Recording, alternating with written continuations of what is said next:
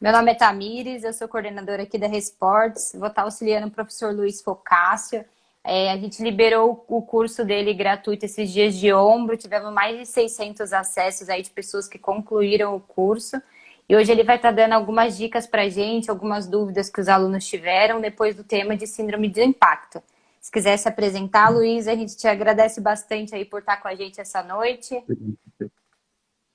Olá, boa noite a todos. Meu nome é Luiz Focácio, sou fisioterapeuta, sou professor associado à Resports. E recentemente a Resports lançou aí o curso online de síndrome de impacto. E o pessoal tem assistido aí na quarentena, né? É uma opção que a gente tem para poder divulgar os estudos, né? E estimular os estudos de todos aí. Estamos à disposição. A gente separou algumas dúvidas, estou tentando só fixar aqui o título da conversa, porque o pessoal vai entrando e saindo e acaba perguntando o tema. A gente separou algumas dúvidas que o pessoal enviou aqui para o perfil da Resports sobre o tema. Eu vou estar perguntando para o Luiz, e vocês fiquem à vontade de mandar outras perguntas, o que o Luiz também quiser acrescentar aí desse tema, depois de tanta gente ter acessado aí o curso. Luiz, mandaram pra gente, né, o que é a síndrome do impacto, né? Às vezes a gente, aqui na página do Fisioterapeutas, tem muito aluno também, e da Resports, né, muitos profissionais já formados. E às vezes eles perguntam, né, o que é essa síndrome que a gente tanto ouve falar na fisioterapia? Então, vamos lá.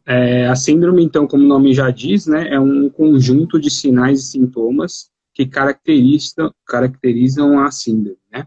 Então, especificamente na síndrome do impacto, a gente tem alguns tipos, a gente fala um pouquinho mais para frente, mas seria queixas de sinais e sintomas dos pacientes e alterações cinesiológicas na articulação do ombro. Então, normalmente o paciente vem com dor, limitação de amplitude de movimento e chegam com essa queixa para a gente.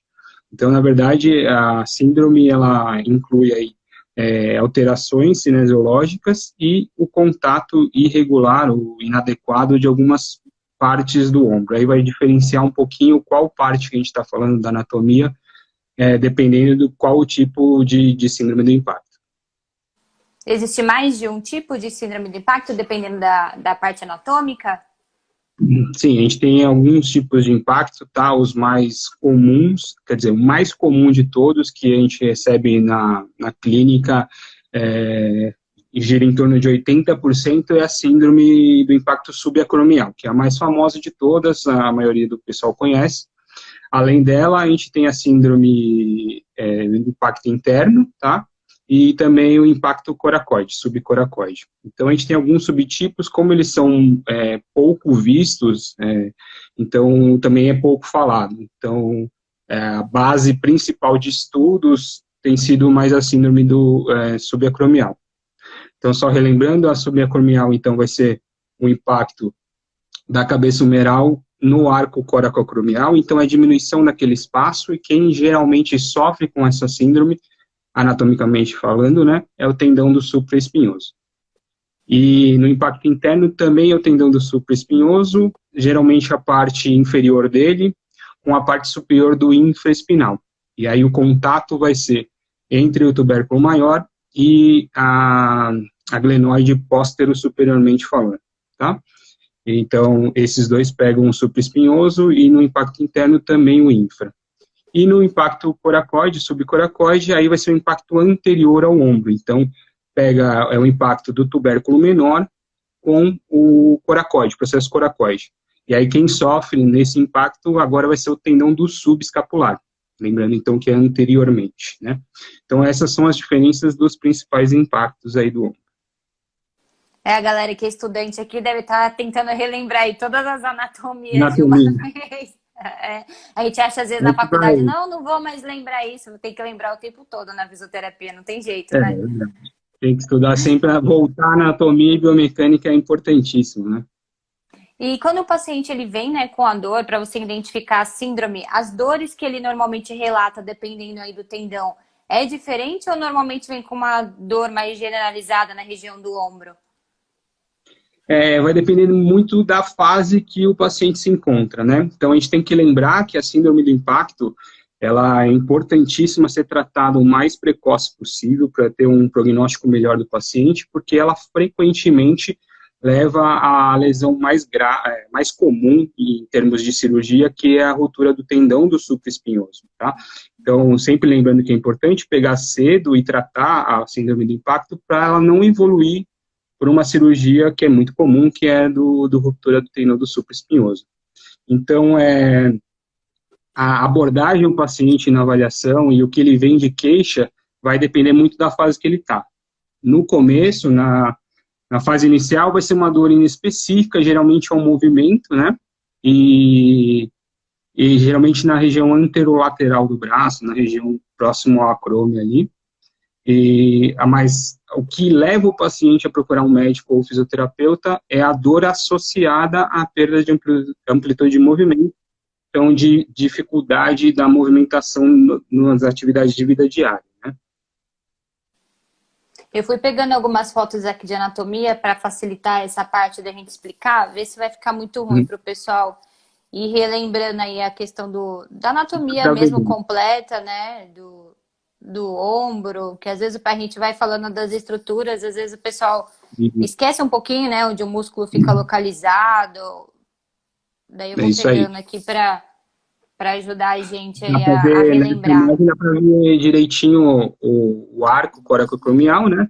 Então a gente tem o acrômio, o ligamento coracoacromial, a bursa, e embaixo da bursa está o tendão do supraespinhoso. Então a gente tem esse espaço para o supra poder trabalhar, né? Então esse arco que é atingido no impacto subacromial. O pessoal normalmente confunde sem uma boa avaliação com a bursite, ou você acha que não é tão comum essa confusão pelo terapeuta?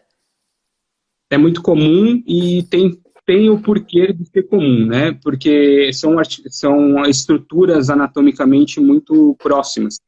Então, geralmente, quando você tem a síndrome do impacto e você tem o início da inflamação do tendão do supraespinhoso, você concomitantemente pode ter uma bursite subacromial também, né? São estruturas muito próximas. Então, muitas vezes, elas vêm conjuntamente, uma lesão conjunta, tá? O que a gente prioriza e tem que ter em mente é que o trabalho sobre a tendinose, ele é muito mais importante do que a bursa. A bursa, ela consegue, com um tratamento inicial focado no alívio da dor, a bursa já vai aliviando os sintomas. Se for só ela, o tratamento é um pouco mais rápido. Se tiver acometimento do tendão, ele tem que ser um pouco mais trabalhado, né? O pessoal já colocou algumas perguntas aqui de tratamento. Eu vou segurar só um pouquinho para a gente entrar primeiro na parte de avaliação, senão o pessoal fica confuso, não tem jeito. Isso aí, vamos por parte. Né? Senão a gente vai perdendo aí o raciocínio. Em relação à avaliação do fisioterapeuta, né? A gente tem aquela avaliação da ortopedia, que a gente já aprende na faculdade, avaliar qual músculo está comprometido. Na síndrome do impacto, dependendo de qual existe uma avaliação mais específica para ela? Sim, a gente tem que ter em mente, primeiramente, assim, na imagem, né, a gente sabe que o diagnóstico da síndrome do impacto, ele é clínico, né, então a gente só abre mão e vê a imagem com importância com relação ao tipo de síndrome que a gente está vendo, né. Na síndrome subacromial, normalmente a ressonância daquele paciente vem com uma lesão pequena na parte bursal do tendão, então a parte superior, em contato com o osso, tá? Na síndrome do impacto interno, é o tendão do supra também, só que no lado articular, então em contato com a cabeça do húmero. Então, daí, só na ressonância, você já tem uma ideia de qual impacto você está lidando. Então, já é uma ideia interessante quando você olha a imagem. Então, a parte bursal já pensa-se numa subacromial e na parte articular já pensa no impacto interno. Fora isso, o que é importantíssimo avaliar? A parte escapular, tá? Por quê? A síndrome do impacto, a gente tem dois grandes grupos de causas. Então, a primeira causa seria causas estruturais, então que quase nunca o fisioterapeuta vai conseguir atuar de uma forma definitiva nessas estruturais, então a gente pode colocar nessa família aí a questão de alterações ósseas, então, alterações da cabeça humeral, de conformidade da cabeça, né? Alterações do acrômio, seja no tipo de acrômio, quanto ao osteófito, que é o mais importante e geralmente é o que causa mais incômodo ao paciente. Então, se o paciente apresentar osteófito subacromial, a dor normalmente vai vir daí, e a fisioterapia vai ajudar até certo ponto. Como ela é estrutural, ela requer um tratamento mais invasivo e normalmente a cirurgia, tá? Se a causa for só isso. Se a causa for funcional, que é a maioria dos casos, aí a avaliação do fisioterapeuta é de suma importância, porque a gente vai ter um desequilíbrio da articulação do ombro. Então a gente tem que lembrar que o ombro é a articulação mais móvel do nosso corpo, portanto, é a articulação que mais precisa dos estabilizadores secundários, que são os músculos. Então, se eu não tenho uma parte muscular adequada, o ombro vai sofrer, e vai sofrer com alterações, tá? Alterações de biomecânica mesmo. Então, a gente sabe que essas alterações, elas podem vir tanto da escápula, então eu diminuo o arco coracoacromial, em algumas alterações da escápula, e também a ascendência da cabeça humeral, que ela também vai diminuir o arco, ou quando a cabeça humeral, ela translada anterior. Então, se ela roda anteriormente, eu também tenho a diminuição do espaço. Então, todas essas alterações biomecânicas diminuem o espaço, e é isso que a gente vai buscar. Então, avaliar a escápula, provavelmente esse paciente vai ter uma discinese importante, principalmente um aumento do tilt anterior, então da inclinação anterior é a mais importante, é onde a gente vai estar interagindo ali, né? Alterações de ascendência de cabeça, então a gente tem que ter sempre esses padrões musculares frescos na cabeça para poder administrar, avaliando primeiro e depois sabendo como que a gente vai atuar nisso, tá? Deixa eu falar no final, senão não acaba não, filho. Não, mas pode ir, a gente tem tempo, eu vou olhando aqui o tempo. Eu acho legal que muita gente assistiu o curso, o pessoal elogiou muito o seu curso, não sei se você chegou a ver os comentários lá na página, mas a gente teve aí mais de 50 comentários, assim, o pessoal gostou bem da didática, então acho que é a hora mesmo de aproveitar quem ainda ficou com alguma dúvida depois dos slides, né? Isso, é para isso que estamos aqui. Em relação a músculo, você acha que a gente tem que fazer uma avaliação separada de cada músculo, pensando naqueles testes ortopédicos, ou não há necessidade, assim, para você ter um olhar e já identificar qual tipo da síndrome é, além do exame que você comentou? Sim. Então, a gente vai... Você conseguindo avaliar a estrutura como um todo, então, avaliando escápula, já vou ter uma ideia muito boa com relação a quais são as alterações musculares que eu estou vendo, e também na glenomeral, tá? Então, muito se fala sobre o manguito, e aqui eu quero dar um adendo que eu acho interessante e importante para quem está estudando, principalmente. Quando se fala de manguito, se fala de uma forma muito genérica, a gente tem que tomar cuidado, tá? O manguito são 4 tendões, então eu não posso falar o manguito rotador. Tem algumas alterações que vão acometer 1, 2 tendões, não todos eles. Por exemplo, o redondo menor, muitas vezes, quase 95% das vezes, ele não tem alteração. Então, eu não posso generalizar. Primeiro ponto é esse, tá? Então, por experiência clínica, na glenomeral, o principal acometimento é com relação ao infra, tá? Então, você vai olhar na parte posterior, na avaliação, na visão, né, na inspeção da avaliação, você vai ver que abaixo da espinha da escápula, o paciente tem uma pequena atrofia. E essa atrofia nos mostra que o padrão de força dele está desequilibrado, tá? Voltando um pouquinho na biomecânica, por que é importante ver essa fraqueza do infra, né? A gente tem que lembrar que a estabilidade da glenomeral com relação à translação, ela é feita do sub com o infra. Então, esse par de força aqui, que estabiliza a cabeça para ela não rodar, tá? Para ela ficar centralizada na glenoide. Então, se eu tenho um infra fraco e um sub forte, provavelmente essa cabeça não vai estar centralizada. E aí já é um dos problemas que a gente encontrou. Então, a fraqueza de infra é importante. Outra coisa importante, o paciente está tenso. Quando ele está tenso, o primeiro a tensionar é o trapézio superior. Quando você traciona o trapézio superior, você tem a ascendência da escápula e tilt anterior, tá? Então, provavelmente, quando você for ver e tiver uma tensão importante do trapézio superior, pode ir lá embaixo no trapézio inferior, que ele provavelmente vai estar fraco. Então, esse equilíbrio dos trapézios é muito importante, tá? Outra coisa, avaliar o serrátil. Se o serrátil estiver fraco, também a gente não tem um bom apoio no gradil costal e a gente não consegue deslizamento ideal. Então, principais músculos para a gente avaliar numa síndrome do impacto: serrátil, trapézios e infra, tá? Esses músculos são importantíssimos e se a gente não olhar com atenção, a qualidade muscular e a qualidade do padrão muscular, a gente vai acabar comendo bola aí no tratamento. E acho que às vezes o pessoal fica olhando só o manguito, né? Igual você falou, pensa numa coisa mais fechada, né? E esquece dos outros movimentos da escápula, que são gigantescos, né? A Perguntaram aí escápula... nisso... Pode falar, pode falar. Não, pode falar, às A vezes o escápula, som, né, coisa. dá um delay, né? É. A escápula, ela tá alterada, na verdade, em 80% a 90% de qualquer lesão do ombro, porque ela é a primeira a sofrer com algum desarranjo e algum problema que você tenha na glândula humeral, acaba sofrendo, quem sofre é a escápula. Então, muito importante avaliar a escápula sempre quando for tratar o ombro, é a primeira coisa que você tem que se avaliar. Perguntaram aqui duas coisas bem bacanas que acho que se juntam. A Elis perguntou, pela sua experiência, qual é o público mais acometido, né, desses tipos de síndrome? E também, meio que uma pergunta interligada, quando a causa, se existem fatores biopsicossociais que também moldam aí esse público, né? Tô vendo se a Vou pergunta começar tá pela certinha. última, né? Tá bom.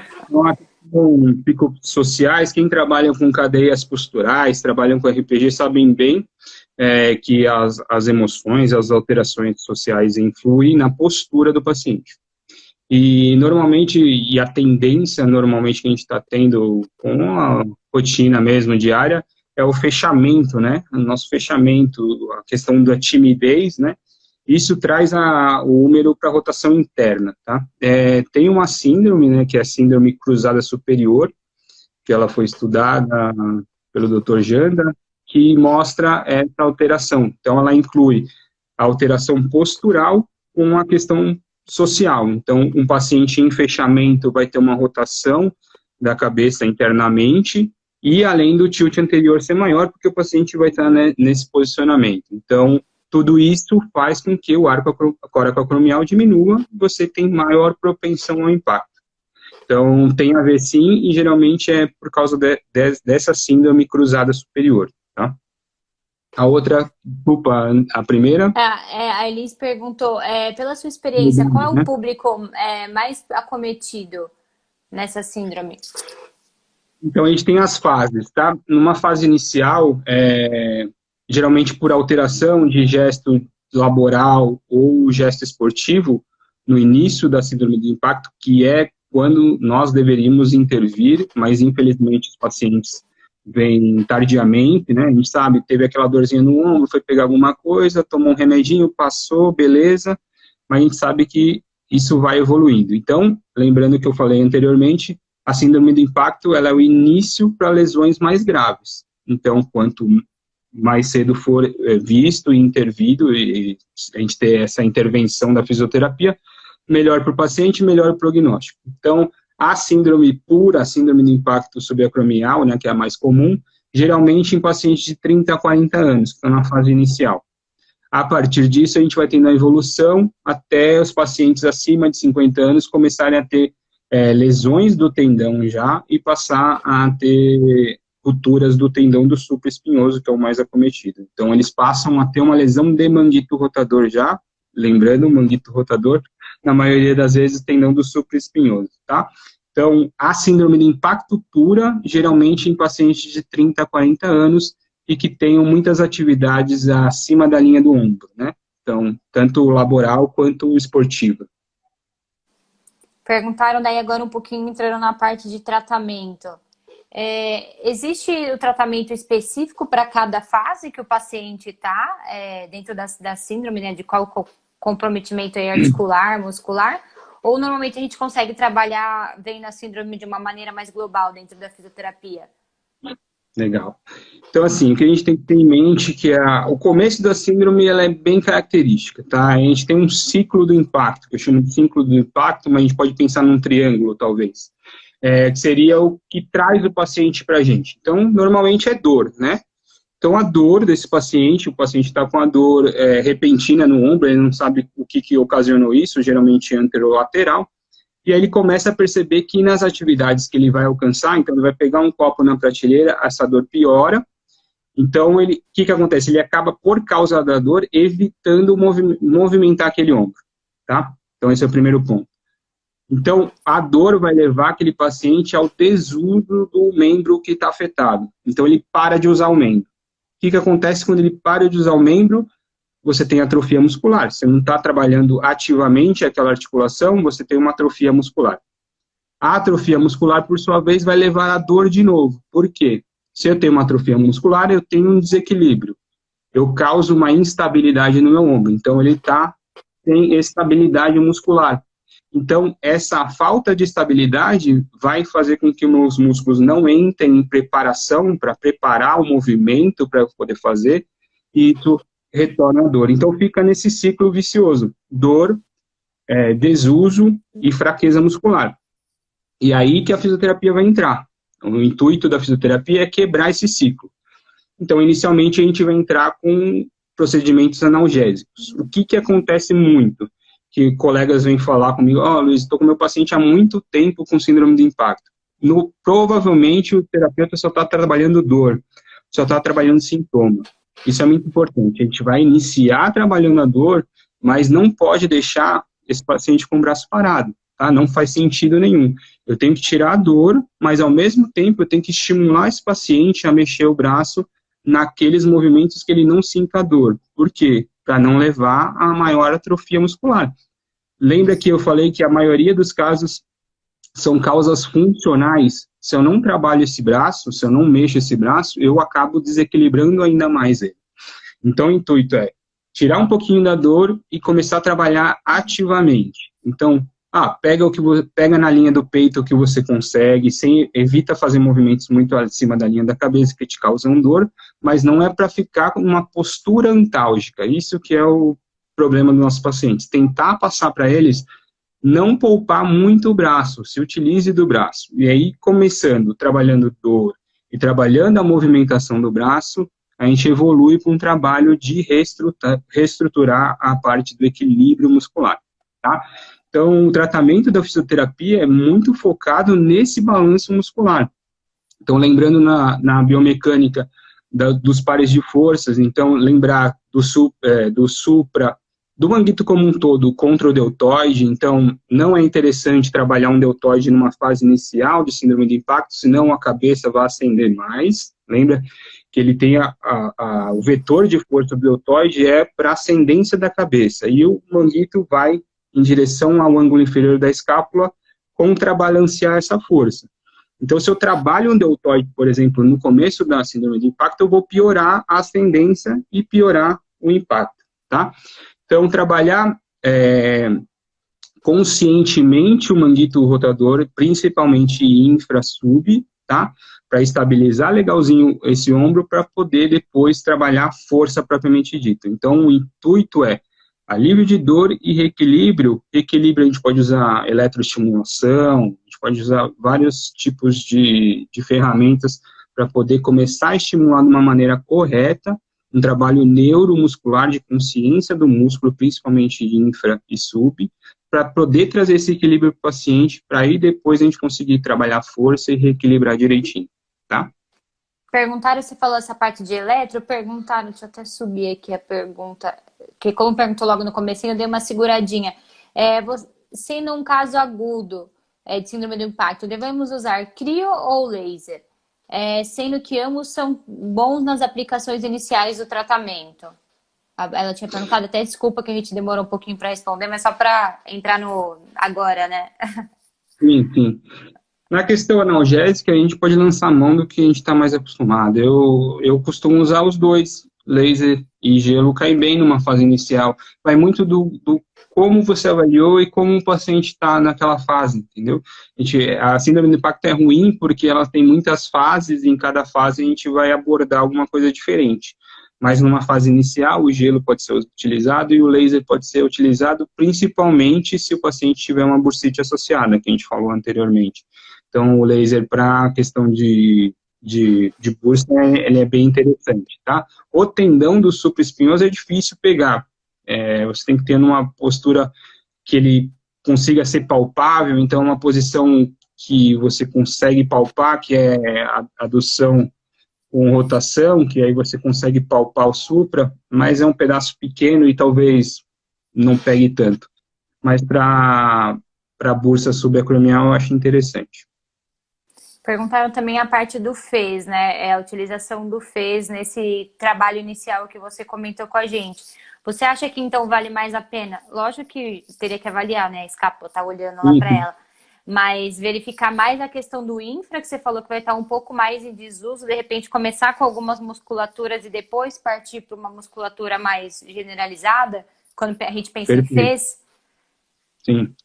Tanto o FES quanto a russa, né? A gente pode utilizar, eu me utilizo muito do FES e da russa, principalmente infra, naqueles pacientes que a gente avaliou que estão com um gap, uma hipotrofia importante do infra, e também no trapézio inferior. Lembra que se tiver alguma alteração escapular, a gente consegue pegar bem o trapézio inferior. Então, sempre associando com uma atividade, uma movimentação ativa do paciente, tá? Solicitando, informando para ele, por isso que eu falei do trabalho neuromuscular. Mostra para o paciente, ó, contrai esse músculo, palpa, mostra, palpa para o paciente, fala, ó, contrai aqui, contrai aqui. E aí a utilização da eletroestimulação é muito, muito bem-vinda e tem dado ótimos resultados. Eu acho que quando a gente aprende a nível de faculdade, principalmente, você não tem essa visão, né, do... Eu mesma estou, sei lá quantos anos, sem tratar uma síndrome do impacto, longe da ortopedia aí um tempão. Você nem pensa nesses músculos, né, de infra, serrátil, você fica focado só no grandão ali do manguito rotador e acaba esquecendo um pouco do resto, né? A gente sempre se atém ao mais famoso, né? Quem está mais na moda aí, a gente... Mas a síndrome do impacto, por ser funcional, a gente tem que pensar sempre quem estabiliza. Quem estabiliza? É esse cara que eu vou atrás, entendeu? Então, é infra, é sub, é serrátil, equilíbrio de trapézio, isso é importantíssimo. Sem isso, a gente não tem uma base e uma evolução no tratamento. Perguntaram aqui também, Luiz, em relação ao desuso, né, da atrofia, perdão. Por que o músculo entra em atrofia? Só pelo fato de estar em desuso? Ou você acha porque por ele, de repente, estar nessa cadeia de dor aí um tempão, ele acaba entrando em atrofia? A dor já inibe o músculo, né? A questão da dor já inibe o músculo e a falta de estímulo daquele músculo. Então, ele não está trabalhando no intuito de estabilizar a minha articulação. Se eu não movimento mais ele, e principalmente os estabilizadores, eles são os primeiros a atrofiar, porque eles vão perder essa pré-ativação, que a gente chama de feed-forward, né? Que é a pré-alimentação. Então, o que o músculo faz? Antes do movimento, ele já é acionado no feed-forward, para poder estabilizar, para você poder fazer o movimento. Então, a gente perde esse feed forward, então a gente não tem essa pré-ativação muscular, e é isso que faz com que a articulação fique instável. Então, a dor inibe muito o músculo, e você não movimentar, não ter essa participação do feed forward também é importante aí na perda de trofismo muscular. Se o paciente tiver, que daí vai depender, acho que das fases, né, que você explicou aí pra gente. Mas normalmente, pensando numa síndrome geral, quanto tempo o paciente fica de tratamento com o fisioterapeuta para sair daquele ciclo que você comentou com a gente do músculo, do desuso, né, e da dor? Normalmente, o tempo de tratamento. Vai variar gigantemente, vai variar muito. Então vai depender da fase, vai depender do que você avaliou, o quanto tá comprometido a escápula, por exemplo. Então, se eu tenho um comprometimento importante de escápula, meu foco inicial vai ser alívio de dor e trabalho de reequilíbrio escapular. Depois eu vou passar para a estabilização da glenomeral. Então, vai requerer um monte de detalhe. Então, o quanto o paciente é colaborativo, o quanto ele entende o exercício, o quanto ele te ajuda em casa, o quanto ele faz a movimentação ativa, o quanto ele poupa aquele ombro, isso tudo é muito importante. Então, falar para o paciente, muitos pacientes, por causa da dor, ficam, que eu brinco, que é a posição do Napoleão, né? Fica na posição da tipóia aqui, com o ombro elevadíssimo na postura antálgica. Essa elevação de trapézio superior estraga todo o tratamento de escápula, então orientar esse paciente. Então, vai muito do entendimento e a aderência do paciente ao tratamento, e que fase que ele está, e quais acometimentos você viu na avaliação. Varia muito, muito, muito. Eu já tive Não pacientes tem uma coisa só, né? 2 semanas, tem paciente que 2 semanas fica legal, tem paciente que dura aí 6 meses. É difícil. Perguntaram aqui umas 3 perguntas seguidas. Perguntaram qual é o nome da pré-ativação muscular? Você poderia repetir, por favor?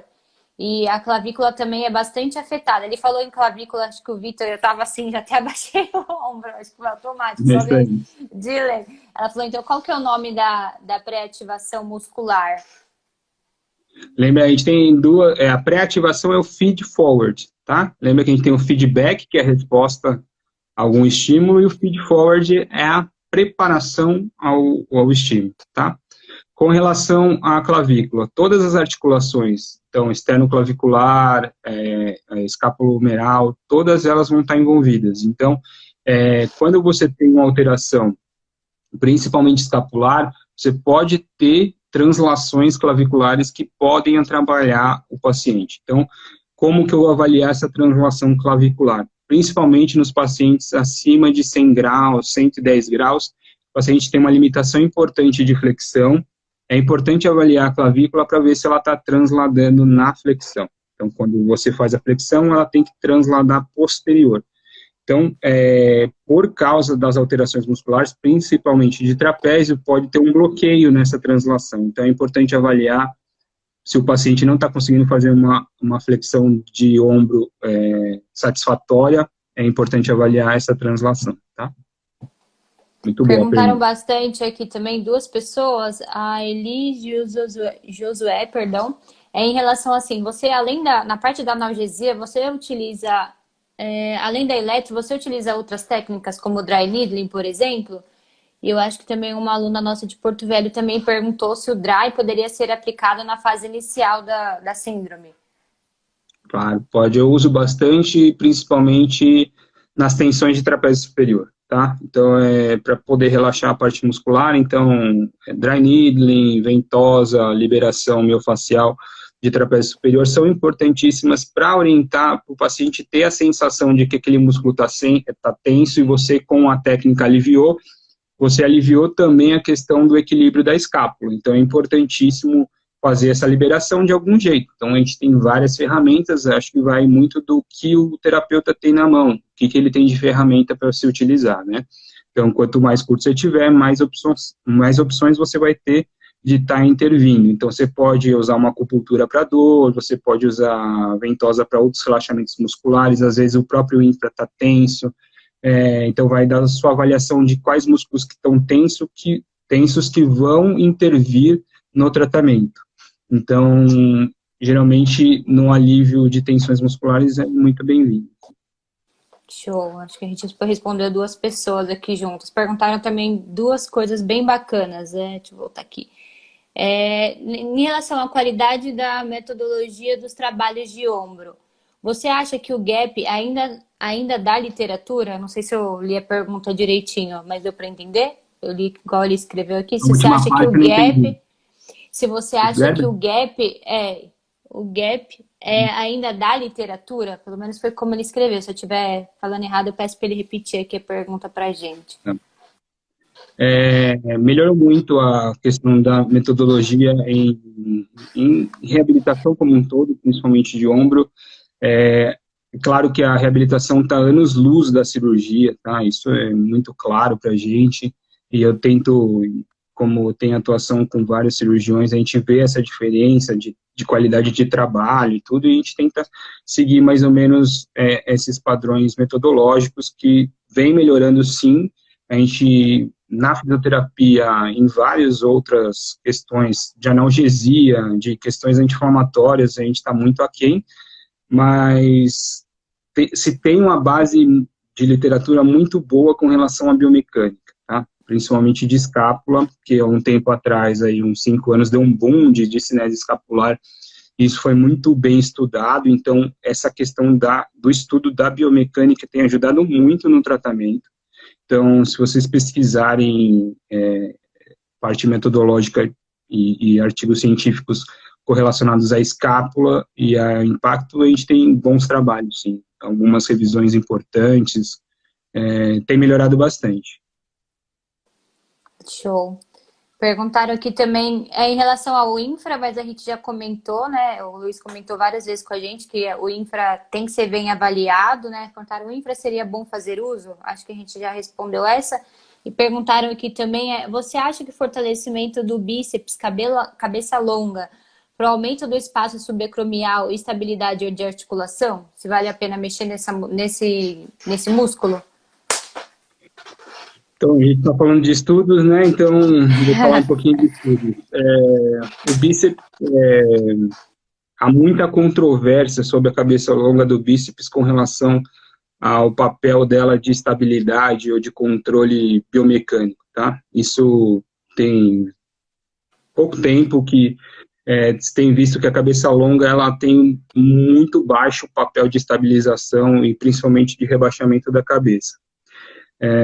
Então, eu não tenho utilizado muito dessa estratégia de rebaixamento. O que eu tenho utilizado é através do par de força coronal, né, que eu trabalho do infra e do sub, no intuito de contrapor a força vetorial do deltoide. Então, de um tempo para cá, o papel do cabo longo do bíceps vem perdendo força em termos de estabilização e com metodologias de estudos muito bem estabelecidas. Então, para mim agora, devido a esses estudos, o cabo longo está se tornando um pouco obsoleto em termos de tanto de força quanto de estabilidade. A gente sabe que a força, o papel principal do bíceps é a supinação, e quem faz isso é a cabeça curta, então o bíceps, cabeça longa, ele está lá como uma fonte, tá como uma fonte muito boa para cirurgiões utilizarem para estabilidade articular mesmo. Eu acho que a gente conseguiu responder. Perguntaram aqui também, até repetiram a pergunta, desculpa, a gente acabei não lendo. É comum ver essa síndrome em portadores de obesidade? O que você recomendaria de tratamento, sabendo que teria uma massa de gordura, né, que impediria bastante o uso de eletroterapia ou de algum outro recurso da fisioterapia, pensando na obesidade? Isso. A obesidade é muito por causa dessa questão neuromuscular, atrapalha por causa disso, tá? Então, a gente sabe que também tem a questão de peso, de força, de gravidade, lógico, mas a questão mais é desse estímulo neuromuscular. Então, tenta-se fazer a eletroestimulação, mas o importante é você palpar para o paciente, falar, contrai aqui. Ele automaticamente, ele voluntariamente, ele tem que pensar na contração, falar, contrai aqui, contrai aqui. Lembrando lá na neuro, lá atrás, a gente lembra que os músculos que estão com alguma atrofia, alguma inibição, eles precisam de estímulos voluntários para daí no treino isso voltar a ser automático. Então eu não penso para estabilizar meu ombro, eu não penso para andar, mas quando a gente tem uma lesão, isso regride, e aí eu tenho que fazer um trabalho voluntário até isso voltar automático. E como se faz isso? Palpando. Então no feedback, né, agora o feedback falando para o paciente, ó, contrai aqui, faz a força aqui, está conseguindo fazer a força, onde você está sentindo, aonde está doendo, aonde está incomodando. Muitos pacientes fazem os exercícios de rotação interna e externa, com elástico, por exemplo, e aí quando você fala para o paciente, onde você está sentindo a contração? Ele me aponta o deltoide. Está errado, entendeu? Então, isso é um trabalho neuromuscular importante. Mostra para o paciente, ó, contrai aqui, então eu quero uma rotação interna, contrai aqui, eu quero uma rotação externa, mostra lá no infra, contrai aqui. Isso é importante. Então, independente da massa e da questão gordurosa, esse feedback do paciente para você é importante. Está contraindo aonde? Está contraindo certo? Então vamos corrigir, senão a gente vai alterar ainda mais esse balanço, tá? com relação à gordura, a importância da gordura, na verdade, é o quanto a gente tem de gordura intramuscular. Isso é muito importante, principalmente pensando nos pacientes mais idosos, que você tem a transformação, né, você tem a lipossubstituição de alguns músculos.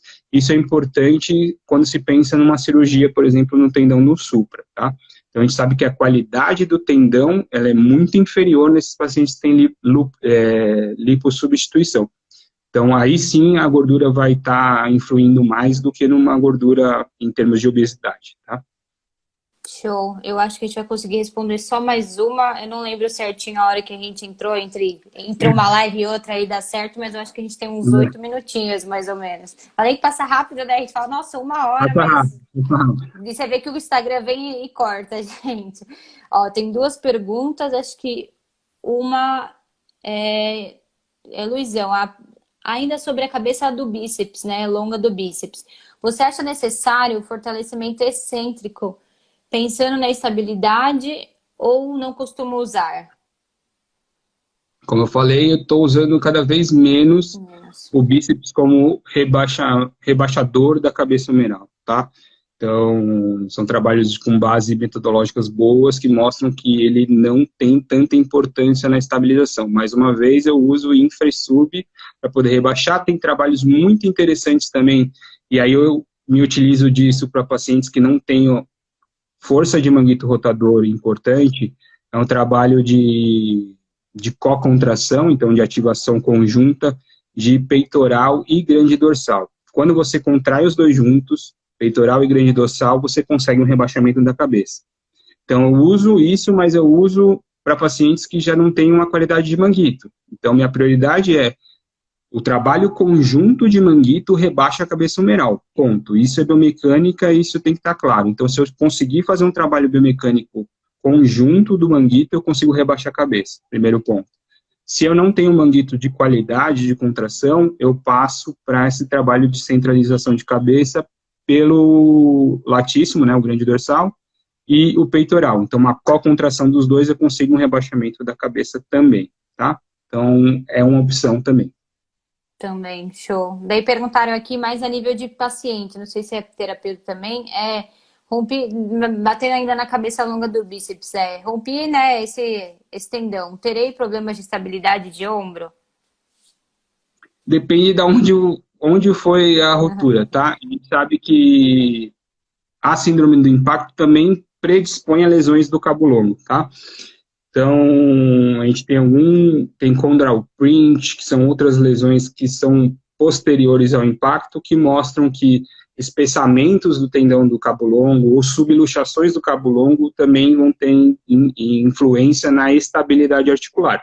Então, a que ponto está ruim esse tendão da cabeça longa do bíceps para influir na estabilidade, né? Mas se você tiver uma subluxação, por exemplo, de cabo longo, isso pode te afetar na estabilidade, sim. Show. Mas é estrutural, tá? A gente vai conseguir reequilibrar? Até vamos conseguir, mas como é um trabalho estrutural, provavelmente é cirúrgico, tá? Que já existe a altura, né? Isso. Legal. Em relação acho que para a gente finalizar, em relação aos cuidados, né? Daí o paciente ficou bem, né? Mas ele de repente tem já uma estrutura comprometida, igual você falou, né? Um osteófito, alguma outra coisa. Quais cuidados depois que ele está zerado de dor, conseguir fazer aquele reequilíbrio muscular, ele vai ter? Ele pode, de repente, voltar, sei lá, para uma academia, para um esporte, mas ele vai ter que sempre ter ali, né, algum cuidado diferenciado que a gente teria que orientar. Perfeito, é isso aí. Pós-fisioterapia, então você já deu alta para o paciente, a orientação principal é lição de casa. Ele vai ter que fazer sempre esse equilíbrio muscular. Você já ensinou como é que contrai, você já ensinou como ele faz, e ele pode levar esse treino para academia, por exemplo, entendeu?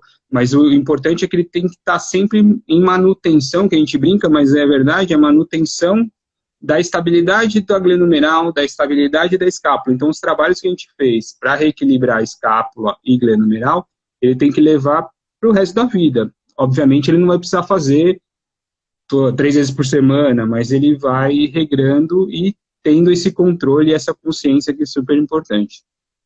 Show. Só ressaltando um pouquinho a questão Claro. do impacto interno, que a gente falou muito pouco, tá? Só para comentar, o impacto interno, ele é muito prevalente em arremessadores, então a gente não tem tanto aqui, nos Estados Unidos tem muito mais por causa do beisebol, mas a questão da abdução com rotação externa, esse movimento aqui é que faz com que você tenha esse impacto interno. Então, ele é muito prevalente em arremessadores. Então, quem trabalha com esse público pode ter uma prevalência maior do que outros terapeutas que não trabalham com esse público. Então, é sempre importante lembrar, também com relação a angulações, e esses atletas arremessadores, geralmente, eles têm perda de rotação interna, então tem que trabalhar também essa questão da mobilidade e rotação interna, liberar a cápsula posterior, então a gente tem algumas técnicas para liberar a cápsula, isso também é importante no impacto interno, tá? Só para quem trabalha com atleta aí, não fica um gap aí. Às vezes a gente não tem acesso a uma determinada lesão, igual você explicou, pela própria vivência, né, do esporte aqui, ou acaba vindo um outro perfil aí de pacientes, né? Mas a gente acaba pegando algum. A gente pega nadador, a gente pega quem faz saque de tênis, tem às vezes incômodo, handball, né? A gente tem bastante handball no Brasil. Sim. Então tem, né? Perguntaram uma pergunta que sempre perguntam na live, acho que em relação às técnicas mais geralzonas. Então, por exemplo, o RPG também é um método aplicável no tratamento da síndrome? Sim, principalmente se a gente avaliar que teve aquela questão postural envolvida. A maioria do público que a gente tem visto nas clínicas, você tem essa protusão de ombro muito comum, né? Então, o trabalho postural de abertura, o trabalho de adução escapular, esse trabalho postural em termos de abertura da postura, ele é muito importante para o ombro, porque mais uma vez, ele protuso, ele vai estar rodado interno, se ele está rodado interno, quando eu vou fazer a elevação, o meu tubérculo vai impactar no acrômio, tá? Então, eu já tenho uma pré-rotação, se eu tenho uma pré-rotação, diminuição de arco, impacto. Então, o trabalho postural, se eu identificar que é uma questão importante para o meu paciente, ele deve ser abordado no intuito de trazer esse paciente para a retração, né, do ombro. Eu acho legal que toda live, né, o pessoal sempre pergunta algumas técnicas mais geraizonas, né, que é o que a gente trabalha de mais forte hoje na Resports, que é a liberação, o dry, que são técnicas que eu acho que independente da patologia, você observando bem, avaliando bem, você consegue utilizar, né?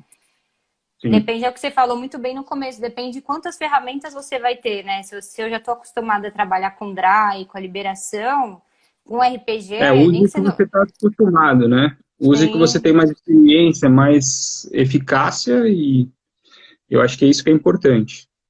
Por isso que sempre principalmente quando eu converso com o pessoal, né, os alunos falam, mas eu não trabalho tanto com ortopedia, será que vai me cair bem um curso, por exemplo, de liberação que você dá pra gente? São técnicas que eu acho que, eu já usei, por exemplo, liberação na UTI, então são técnicas que como terapeuta você vai acrescentar aí para qualquer síndrome, né, qualquer patologia. Que sempre o pessoal pergunta nas lives, né, algumas técnicas mais geraizonas, assim, da fisioterapia. Sim. Eu percebo que o pessoal às vezes fica inseguro, né? Será que o RPG? Será que o dry?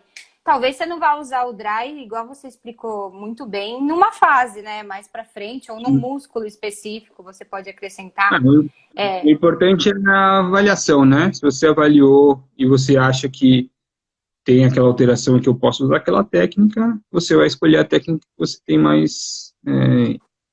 é mais íntimo a você, né?